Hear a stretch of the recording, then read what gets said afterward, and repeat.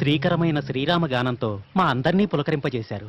మీ ఉభయుల్ని చూస్తుంటే ఉత్తర దక్షిణ ధృవాలు కలిసినట్టున్నాయి. శిశుర్వేత్తి పశుర్వేత్తి వేత్తిగాన రసం పణిహి అనే మాటను మీ మధురగానంతో రుజువు చేశారు. మీరు నన్ను కబీర్ అంటారు. శ్రీరామ హృదయమే నా చిరునామా. మహమ్మదీయుల్లా ఉన్నారు. మా రామభక్తి మీకెలా అబ్బింది? వీరి తాతగారి పేరు కూడా కబీరే. ఆయన దయ వల్లే ఆ రామనామం భజించటం వీరి వృత్తిగా ప్రవృత్తిగా మారిపోయింది. అయినా నింగికి నేలకి నీటికి నిప్పుకి గాలికి ఈ కులమతాలు కుమ్ములాటలు ఉండవు. పంచభూతాత్మకుడైన ఆ రామచంద్రుణ్ణి భజించడానికి మనం కల్పించుకున్న ఈ అడ్డుగోడలు అడ్డమవుతాయా? ఆహా, మీలాంటి సత్పురుషుల దర్శనంతో జన్మ ధన్యమైంది. దయచేయండి, దయచేసి మా ఇంటిని మీ పాదధూళితో పావనం చేయండి. హే రామ్. రండి.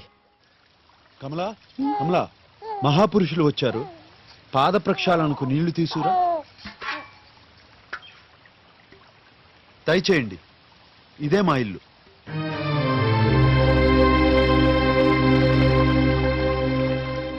ఇల్లా? ఈ చెట్టు నీడనే మా ఇల్లు. ఆ రాముడికి మందిరం నిర్మించేదాకా ఇక్కడే ఉండాలని ఆయన సంకల్పించారు. హే రామ్, గొప్ప సంకల్పం.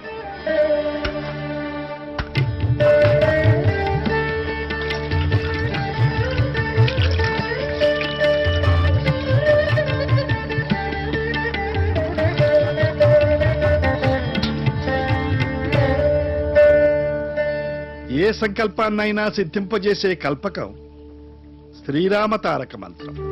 తారక మంత్రం? అవును, శివుడు పార్వతికి ఉపదేశించిన మంత్రం. ఆ దివ్య మంత్రాన్ని నీకు ఉపదేశిస్తాను. నీవు అనుకున్నది తప్పక సిద్ధిస్తుంది. ధన్యోస్మి.